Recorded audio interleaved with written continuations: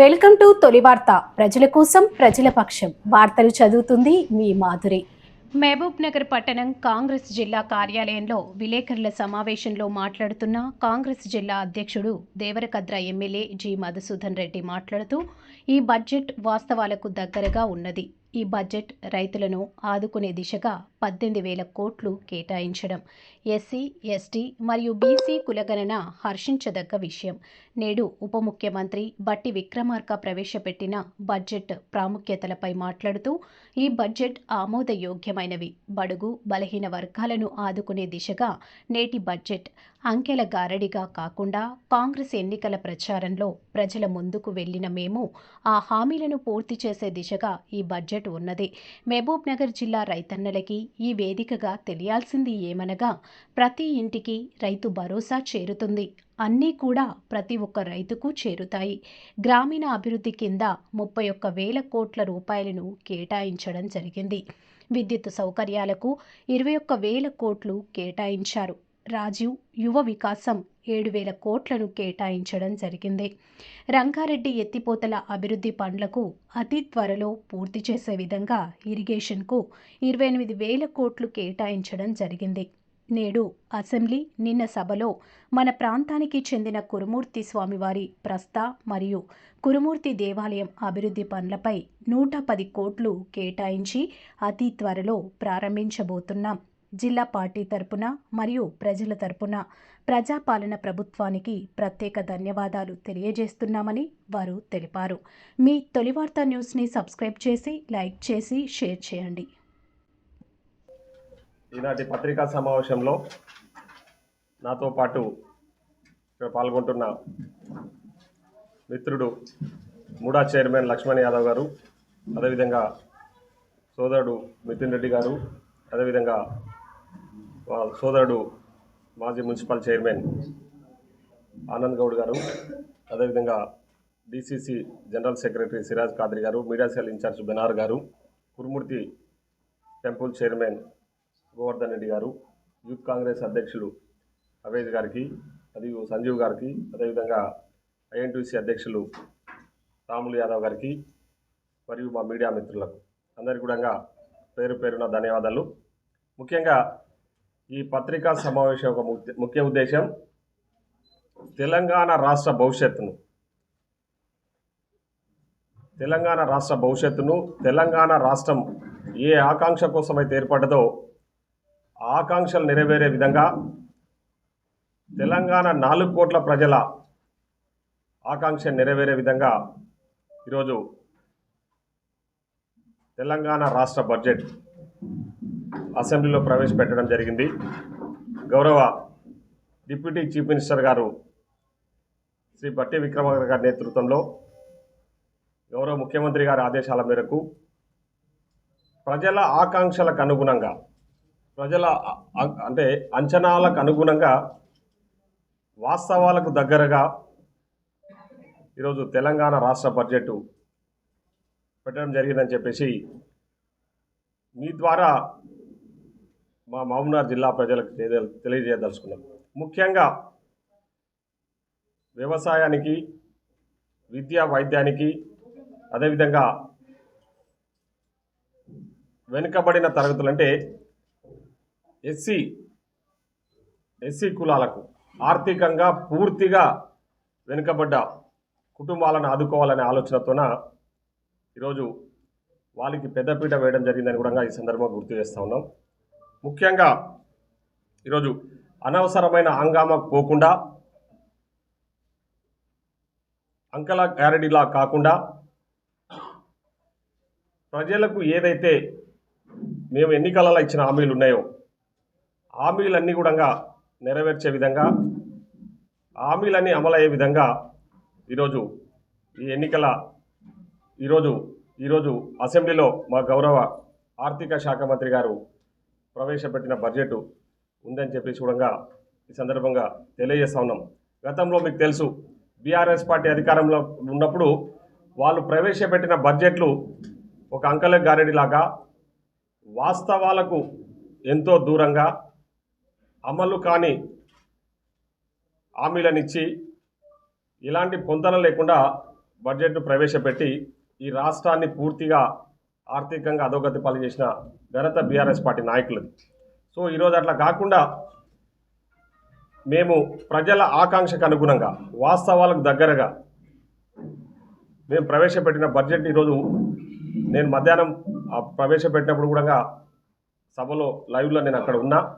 చాలామంది బయటికి వచ్చిన తర్వాత ఆ బడ్జెట్ విషయంలో పెద్ద ఎత్తున హర్షధ్వానాలు వ్యక్తం చేసిరని కూడా ఈ సందర్భంగా తెలియజేస్తా ఉన్నా. దాదాపు 3,04,965 కోట్లు ఈరోజు మన రాష్ట్ర బడ్జెట్ ప్రవేశపెట్టడం జరిగింది. దాంట్లో ముఖ్యంగా రైతు బోనస్, ఎందుకంటే ఈ రాష్ట్రానికి ఒక రైతు బిడ్డ ముఖ్యమంత్రిగా ఉంటే రైతులను ఏ విధంగా ఆదుకోవచ్చు, రైతులను ఏ విధంగా సుభిక్షంగా చూడొచ్చు, వాళ్ళని ఏ విధంగా ఆర్థికంగా ముందుకు తీసుకెళ్ళొచ్చు అనే దానికి ఈరోజు ప్రవేశపెట్టిన బడ్జెట్ నిదర్శనం అని కూడా ఈ సందర్భం గుర్తు చేస్తూ ఉన్నా. రైతు భరోసాకు సంబంధించి దాదాపు 18,000 కోట్ల రూపాయలు కేటాయించడం జరిగింది. అదేవిధంగా అగ్రికల్చర్కు 24,439 కోట్లు, గతంలో ఎన్నడూ లేని విధంగా అగ్రికల్చర్కు పెద్దపీట వేస్తూ రైతులను ఆదుకోవాలి. ఈ రాష్ట్రంలో ఉన్న 90% మంది ప్రజలు వ్యవసాయం మీద ఆధారపడి బతుకుతూ ఉన్నారు కాబట్టి వాళ్ళకు అన్ని రకాల కూడా సహాయ సహకారాలు అందించాలి. వారికి రాష్ట్ర ప్రభుత్వం అండగా ఉన్న ఆలోచనతో 24,439 కోట్లు అగ్రికల్చర్కు కేటాయించడానికి కూడా, అంటే 24,439 అగ్రికల్చర్కు, మళ్ళీ రైతు భరోసాకు సపరేట్గా 18,000 కోట్ల రూపాయలు. ఇది చాలా స్పష్టంగా తెలియజేయదలుచుకున్నాము. ఎందుకంటే బీఆర్ఎస్ పార్టీ వాళ్ళు తప్పుడు ప్రచారాలు, ఇది రైతు భరోసాని ఎగ్గొట్టేస్తారు, ఇంకా రైతు బందే, వాళ్ళు ఇచ్చింది రైతు బంధు, మేము రైతు భరోసా అనే పేరు పెట్టినాం దానికి. కాంగ్రెస్ వాళ్ళు రైతు భరోసాను, ఈ రైతు బంధును ఎగ్గొట్టేస్తారు, ఇది ఒక్కసారి ఇస్తారని చెప్పేసి ఈ మధ్య కాలంలో అబద్ధాలకు కేరా పట్రాస్గా మారిన కేటీఆర్ గారు మాట్లాడిన విషయాలు మీకు అందరికీ కూడా తెలుసు. సో అవన్నీ తిప్పి కొడుతూ వాస్తవంగా మేము రైతులకు రైతు భరోసా ఇస్తామని మాట ఇచ్చినాం కాబట్టి ఆ రైతు భరోసాకు సంబంధించి 18,000 కోట్లు ఈ సంవత్సర కాలం, అంటే ఈ 2025-2026 బడ్జెట్లో 18,000 కోట్ల రూపాయలు, అంటే మేము ఏదైతే అంచనాల ప్రకారం 9,000 కోట్ల రూపాయలు ప్రతి సీజన్ కేటాయించాలనుకున్నామో అట్లా 18,000 కోట్ల రూపాయలు ఓన్లీ రైతు భరోసా కేటాయించామని కూడా ఈ సందర్భంగా తెలియజేస్తా ఉన్నా. కాబట్టి మా మీడియా మిత్రుల ద్వారా మహబూబ్నగర్ జిల్లా రైతాంగాన్ని కూడా నేను విజ్ఞప్తి చేస్తా ఉన్నా, టీఆర్ఎస్ పార్టీ వాళ్ళు ఏదైతే తప్పుడు ప్రచారం చేస్తానో రైతు భరోసా బంద్ చేస్తారన్నది అవాస్తవం అని కూడా, ఎందుకంటే ఇక్కడ బడ్జెట్లో కేటాయింపులు చేయడం జరిగింది కాబట్టి తప్పకుండా ఈ కేటాయింపులన్నీ కూడా రైతులకు చేరే విధంగా చేయడమే మా బాధ్యత, మా లక్ష్యం అని కూడా ఈ సందర్భం గుర్తు చేస్తూ ఉన్నాం. అదేవిధంగా ఎడ్యుకేషన్ కూడా 23,108 కోట్ల రూపాయలు. గతంలో బీఆర్ఎస్ 10 ఏళ్ల పాలనలో ఎడ్యుకేషన్కు పూర్తిగా నిర్లక్ష్యానికి గురి చేశారు. కానీ మేము అట్లా కాదు, ఈరోజు ప్రభుత్వ పాఠశాలలలో చదువుకుంటున్న నిరుపేదలను కూడా ఆదుకోవాలనే ఆలోచనతోన వాళ్లకు నాణ్యతతో కూడిన భోజన వసతులే కాదు, నాణ్యమైన భోజనాలే కాదు, మంచి క్వాలిటీ ఎడ్యుకేషన్ అందించాలి. వాళ్లకు రెసిడెన్షియల్ స్కూళ్ళు చాలా మటుకు గవర్నమెంట్, అంటే ప్రైవేట్ బిల్డింగ్స్లలో రెంట్కు నడుపుతా ఉన్నారు. అవన్నీ కూడా గవర్నమెంట్ బిల్డింగ్స్గా నిర్మించి మంచి వసతులు కల్పించాలని చెప్పేసి ఈరోజు ఎడ్యుకేషన్ కూడా దాదాపు 23,108 కోట్ల రూపాయలు ఈ బడ్జెట్లో కేటాయింపులు చేసామని కూడా ఈ సందర్భం గుర్తు చేస్తా ఉన్నా. అదేవిధంగా పంచాయతీరాజ్, అదేవిధంగా గ్రామీణ డెవలప్మెంట్కి సంబంధించి పంచాయతీరాజ్ గ్రామీణ అభివృద్ధికి సంబంధించి కూడా దాదాపు 31,000 కోట్ల రూపాయలు, 31,605 కోట్ల రూపాయలు, 31,000, అంటే ఇది చిన్న విషయం కాదు. పంచాయతీరాజ్ అంటే గ్రామాలలో, గూడాలలో, తాండాలలో కూడా బీటీ రోడ్స్, అంటే ఈ సీసీ రోడ్స్ కానీ బీటీ రోడ్స్ కానీ, అదేవిధంగా వాళ్ళను ఈ గ్రామాలను మండలాలకు కనెక్ట్ చేస్తూ మండలాల త్రూ జిల్లాలకు కనెక్ట్ చేయాలనే ఆలోచనతోన గ్రామాల అభివృద్ధి కోసం పెద్దపీట వేయడం జరిగింది. దాదాపు 31,000 కోట్ల బడ్జెట్ ఈ రాష్ట్ర ప్రభుత్వం ఈ బడ్జెట్లో కేటాయింపు చేయడం జరిగిందని కూడా తెలియజేస్తా ఉన్నాం. అదేవిధంగా ఎలక్ట్రిసిటీకి సంబంధించి కూడా పవర్, మీకు అందరికీ కూడా తెలుసు, ఎలక్ట్రిసిటీ అనేది అత్యంత ప్రాధాన్యతతో కూడుకున్న అంశము. ప్రతి ఒక్కళ్ళకు నిత్యావసర వస్తువులు, అంటే నిత్యం వాడుకునే దానిలలో ఎలక్ట్రిసిటీ అనేది కూడా ప్రాధాన్యత సంతరించుకున్నది. కాబట్టి ఎక్కడ కూడా పవర్ కట్స్ లేకుండా అన్ఇంటరప్టెడ్ పవర్ ప్రజలకు అందించాలని చెప్పేసి దాదాపు దానికి 21,000 కోట్ల రూపాయలు బడ్జెట్లో కేటాయింపులు చేయడం జరిగిందని ఈ సందర్భంగా గుర్తు చేస్తూ ఉన్నాం. అదే కాకుండా మేము చాలా మటుకు క్లియర్గా రైతు భరోసాకు 18,000 కోట్లు చేయుత. అదే మీరు మధ్యాహ్నం ప్రెస్ మీట్లో కొందరు బీఆర్ఎస్ పార్టీ నాయకులు అబద్ధాలే ప్రచారం చేయాలి, తప్పుడు సమాచారం ప్రజలకు అందించాలనే లక్ష్యంతో బడ్జెట్లో గ్యారంటీలకు కేటాయింపులు చేయలేదని ఏదో తప్పుడు ప్రచారాలు చేశారు. చూసిన నేను కూడా స్క్రోలింగ్స్.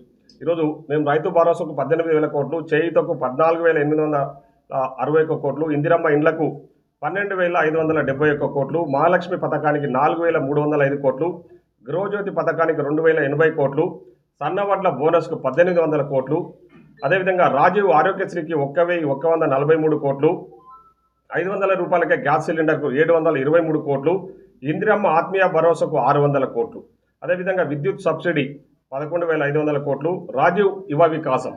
ఇది అత్యంత ప్రాధాన్యతతో కూడుకున్న అంశం.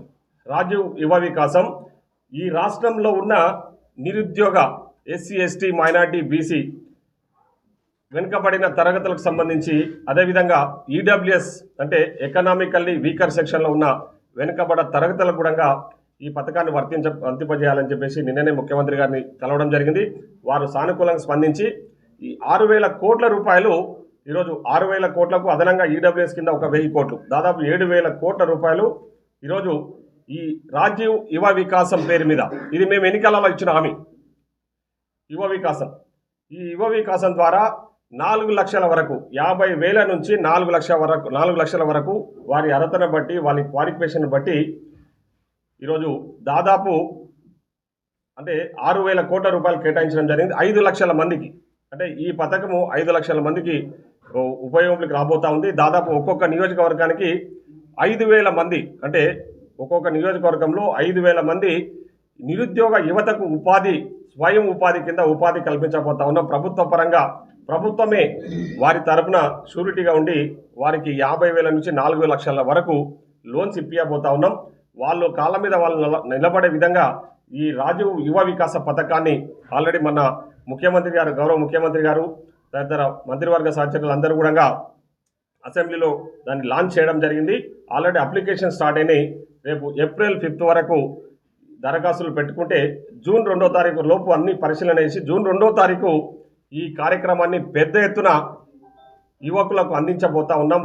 వాళ్ళను అందరినీ కూడా సెలెక్ట్ చేసి చాలా ట్రాన్స్పరెంట్గా, పారదర్శకంగా అర్హత ఎవరికైతే ఉందో, పూర్తిగా వెనుకబడ్డ తరగతులకు సంబంధించి ఆర్థికంగా వెనుకబడ్డ వారు ఎవరైతే ఉన్నారో వాళ్లకు ఈ రాజీవ్ యువ వికాసంలో మేము ఆర్థికంగా వాళ్ళని ఆదుకుంటా ఉంది ప్రభుత్వం అని కూడా ఈ సందర్భంగా గుర్తు చేస్తా ఉన్నాం. ఎందుకంటే నిరుద్యోగ యువకులకే ఈ అవకాశాన్ని కల్పించబోతాను. దానికి కూడా బడ్జెట్లో స్పెషల్గా కేటాయింపులు చేయడం జరిగిందని కూడా ఈ సందర్భంగా గుర్తు చేస్తా ఉన్నాం. అంటే మేము మాట ఇచ్చి మాట నిలుపుకోవడానికి మా గౌరవ ముఖ్యమంత్రి గారు కానీ, మా డిప్యూటీ సీఎం గారు కానీ ప్రయత్నం చేసిర్రు. దాంట్లో సఫలీకృతులు అయినరు. ఆ విషయాలనే కూడా ఆన్ పేపర్ బడ్జెట్లో కేటాయింపులు చేసిరని కూడా ఈ సందర్భంగా గుర్తు చేస్తూ ఉన్నాం. అదే కాకుండా ముఖ్యంగా స్కాలర్షిప్స్, కళ్యాణ లక్ష్మి, షాదీ ముబారక్ ఈ స్కీమ్స్ అన్నిటి కూడా సెపరేట్గా బడ్జెట్లో కేటాయింపులు చేయడం జరిగిందని కూడా ఈ సందర్భంగా గుర్తు చేస్తూ ఉన్నా. అదేవిధంగా యంగ్ ఇండియా ఇంటిగ్రేటెడ్ రెసిడెన్షియల్ స్కూల్స్కి దాదాపు 100 నియోజకవర్గాలలో ఈ స్కూల్స్ నిర్మాణం చేపట్టాలని చెప్పేసి నిర్ణయం తీసుకొని దానికి సంబంధించి 11,600 కోట్ల రూపాయలు బడ్జెట్లో కేటాయింపులు కూడా చేయడం జరిగింది. రాబోయే రోజుల్లో యంగ్ ఇండియా ఇంటిగ్రేటెడ్ స్కూల్స్ మా నియోజకవర్గాలు, ముఖ్యంగా ఉమ్మడి మహబూబ్నగర్ జిల్లాలో ఉన్న 14 నియోజకవర్గాలలో ఈ young India integrated residential schools పని ప్రారంభించబోతాం. ఆల్రెడీ శంకుస్థాపన చేయడం జరిగింది. తొందరలోనే పనులు కూడా ప్రారంభించి ఒక 1 ఇయర్ లోపు ఈ స్కూల్స్ కంప్లీట్ చేసి అందులో అడ్మిషన్స్ ప్రారంభిస్తాము. అంతర్జాతీయ స్థాయితో కూడిన ఎడ్యుకేషన్ అందించడమే మా లక్ష్యంగా మేము ముందుకు పోతా ఉన్నాం. అదేవిధంగా హెల్త్ కూడా ఈరోజు పెద్దపీట వేయడం జరిగిందని కూడా ఈ సందర్భంగా గుర్తు చేస్తా ఉన్నాం. R&B డిపార్ట్మెంట్ కూడా రోడ్లు, భవనాల శాఖ కూడా దాదాపు 5,600 కోట్ల రూపాయలు కేటాయించి రోడ్లన్నీ కూడా, అదేవిధంగా R&B బిల్డింగ్స్ కూడా మొత్తము రెనోవేట్ చేసి అందుబాటులోకి తీసుకురావాలని ఆలోచనతో సో అవి కూడా కేటాయింపులు చేసినామని, అంటే ప్రతి రంగాన్ని, ప్రజలకు ఉపయోగపడే ప్రతి రంగాన్ని కూడా ఈరోజు బడ్జెట్లో కేటాయింపులు చేయడం జరిగిందని కూడా ఈ సందర్భం గుర్తు చేస్తూ ఉన్నాం. అంటే ప్రజల అంచనాలకు అనుగుణంగా ఆమోదయోగ్యమైన, అమలుకు సాధ్యమైన బడ్జెట్నే మేము ఈరోజు ప్రవేశపెట్టడం జరిగింది. తప్పకుండా ఈ కేటాయింపులన్నీ కూడా తూచా తప్పకుండా అమలయ్యే విధంగా మేము ప్రయత్నం చేస్తాము. తప్పకుండా అందులో సఫలీకృతం అవుతామని కూడా ఈ సందర్భం గుర్తు చేస్తూ ఈరోజు ప్రవేశపెట్టిన బడ్జెట్ మీద కూడా అవాకులు చివాకులు బీఆర్ఎస్ పార్టీ నాయకులు, కొందరు బీజేపీ నాయకులు ప్రచారాలు చేస్తూ వాళ్ళు ప్రవేశపెట్టిన బడ్జెట్ కొన్ని పథకాలకు అసలే లేదని చెప్పేసి ఏదో తప్పుడు ప్రచారం చేస్తూ ఉన్నారు. మీరు ప్రజలకు ప్రజలు ఇప్పటికే మీకు బుద్ధి చెప్పారు, అయినా కూడా బుద్ధి తెచ్చుకోకుండా తప్పుడు ప్రచారాలు చేస్తూ ప్రజలను తప్పుదో పట్టించే ప్రయత్నం చేస్తూ ఉన్నారు. కాబట్టి మేము బడ్జెట్ను చాలా ట్రాన్స్పరెంట్గా మీకు అందించినాం. దీంట్లో అన్ని వాస్తవాలు ఉన్నాయి.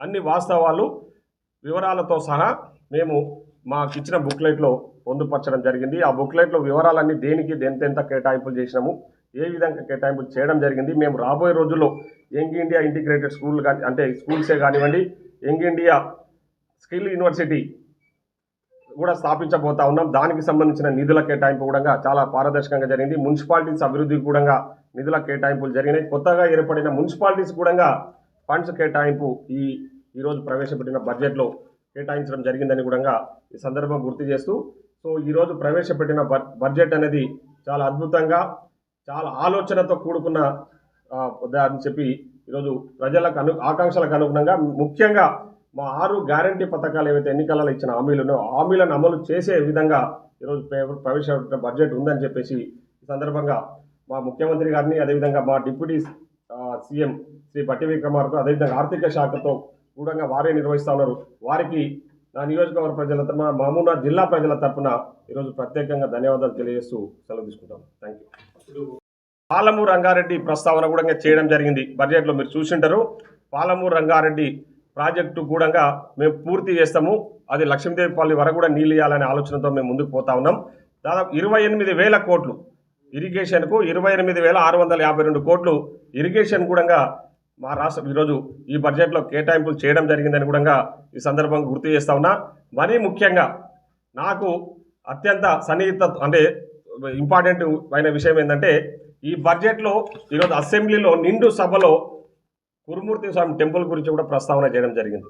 అంటే దేవాలయాల అభివృద్ధి కూడా మేము నిధులు కేటాయించినామని చెప్పుకుంటూ దాంట్లో యాదగిరిగుట్ట ఆలయం గురించి, అదేవిధంగా యాదగిరిగుట్ట బోర్డు ఏర్పాటు గురించి తెలియజేస్తూ, అదేవిధంగా కురుమూర్తి మహబూబ్నగర్ జిల్లాలో అమ్మాపూర్ గ్రామంలో గల కురుమూర్తి స్వామి టెంపుల్ కూడా 110 కోట్ల రూపాయలు కేటాయించినాము. దానికి సంబంధించిన పనులు కూడా తొందరలోనే ప్రారంభించబోతా ఉన్నాము. ఎలివేటెడ్ కారిడార్తో కూడిన ఘాట్ రోడ్ నిర్మాణానికి అని చెప్పేసి గౌరవ ఆర్థిక శాఖ మంత్రి ఈరోజు అసెంబ్లీలో ప్రస్తావించారు. దానికి నేను నా నియోజకవర్గ ప్రజల తరఫున ప్రత్యేకంగా మా ఆర్థిక శాఖ మంత్రి గారికి కూడా ధన్యవాదాలు తెలియజేస్తున్నాను. Thank you.